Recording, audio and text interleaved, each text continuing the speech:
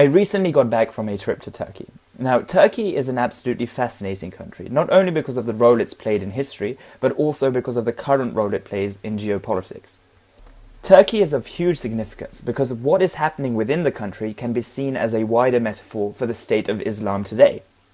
However, what I think makes Turkey's story particularly interesting is the way that there are two strong men at the very heart of the dichotomy between two divergent strands of Islam, and how both of their ideologies permeate Turkish society in a completely different way. And I think the tension that's arisen because of that dichotomy is manifesting itself in uprisings and protests against the current government. But to really view the impact of what is happening in Turkey today, we have to have a historical lens. And we have to remember that Mustafa Kemal Ataturk, his individual contribution to the transformation of a largely medieval Muslim society into a more modern, progressive one is enormous. To propel Turkey from what it was in the early 1900s to what it became after the foundation of the Republic in the early 1920s required an individual of such great stature that I don't think that a single political individual has had as much impact on a nation than Ataturk. The doctrine that his followers subscribe to and had previously subscribed to is called Kemalism. Now, that is a loosely defined doctrine based on Turkish nationalism and great reform. After the decline of the Ottoman Empire, which Ataturk was witnessing during his childhood all the way to his adult years serving in the military, he realized that Turkey had to have great reform, and that required structural reform in the way that it was governed, but also a reform of attitudes. Religion lies at the very heart of a people, and especially in Muslim countries. So, for Ataturk to be able to transform the primary doctrine and religion and belief of the people of Turkey from Islam to Kemalism was an outstanding achievement.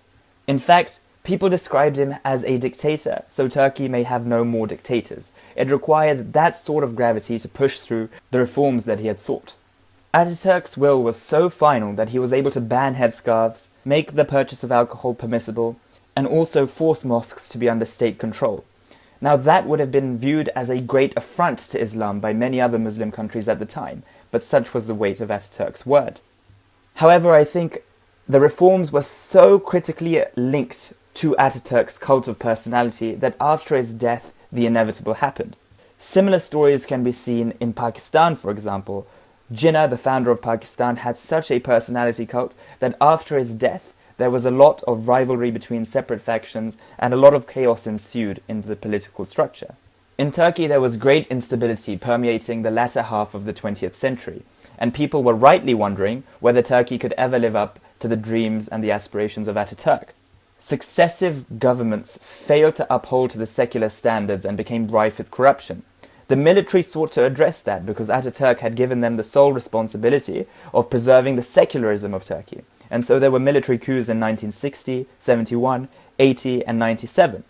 However, the military of Turkey was as fallible as other militaries with a similar ambition. For example, in Pakistan, there were similar military coups with similar ambitions but had the same result of the military absorbing some of the flaws that it had sought to correct. If we now look back at the situation with a historical lens, retrospectively, it is easy to make the case that with each intervention, the identity of the country was less and less certain. What did it mean to be a Turk? Did Kemalism really have a place in the Turkey that had been produced by these successive military coups? Thus, a vacuum was created, and Erdogan has filled that vacuum. Erdogan first came to prominence in the mid-1990s, where he was mayor of Istanbul. And he was credited with making a lot of inflammatory speeches that quoted verses of the Quran, but he also quoted a lot of political Islamist thinkers who didn't necessarily subscribe to the view that Islam and governments had to be alien to each other, which was of course a direct attack on Kemalist secular narrative. So just as the Turkish identity was being hollowed out, Erdogan was able to redefine it, and he found a lot of support. We have to remember the context by which Erdogan was able to gain that support. So secular military rule wasn't all rosy. That had led to a lot of oppression, and in 2002 the centre-right AKP party, led by Erdogan, won a landslide. Now we have to remember that at that time the AKP party was not as radical as it is currently. In fact, Erdogan was able to usher in a lot of changes that were internationally lauded. For example, he was able to cut inflation and he stabilized the economy of Turkey, so much so that it actually propelled it into the G20. EU talks became a serious consideration, and he became wildly popular in Turkey because of all these changes that he was implementing. So, a second cult of personality in Turkey had been born. We have to remember the gravity of the first. Ataturk was almost deified. He was known as the father of the Turks, and he was known as the eternal chief, as proclaimed by his successor, İnönü. So to undo any of Ataturk's legacy, you need to have a substantial weighting in Turkish politics. Erdogan was able to achieve such a status by the positive reforms that he implemented in the first decade of the 21st century. However, as is the case with many leaders in Muslim countries, corruption ensued. Erdogan began to believe that he was the permanent solution for Turkey's woes, and he must be at the helm for Turkey to address these problems. Aware of the clout that he had gained, he began to address some of the things that he disagreed with Ataturk on. So, for example, he repealed the ban on headscarves. He made it more difficult to buy alcohol, and he also made mosques independent from the state. This allowed less mainstream ideologies of Islam to flourish. The tipping point to usher in the era of Erdogan's more authoritarian streak happened at Gezi Park in 2013. There were people protesting the construction of a park that had been approved by Erdogan, but by no means did this start off as a wider protest against his regime. However, it transformed into that, and that was catalyzed by his response. He brought in the riot police, he made the situation violent, and that was the beginning of a clampdown on dissension that lasts till today. To go back to the reforms that Ataturk was able to usher through, a lot of those reforms were as a product of the love of the Turkish people for him.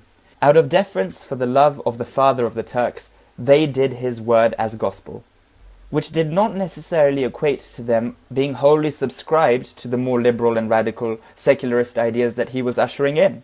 And so Erdogan is tapping into a strand of Turkish society which felt equally as neglected by secular society, a more religious, conservative strand of society that is his base. And although Turkey seems to be roughly split down the middle as a byproduct of the referendum result, whereby Erdogan sought to increase his power by becoming not only a ceremonial president, but one with more absolute powers, as the result was 51% for Erdogan increasing his powers and 49% for the other side. So now he is essentially able to be president at whim till 2029, and many people think that he will exercise that right.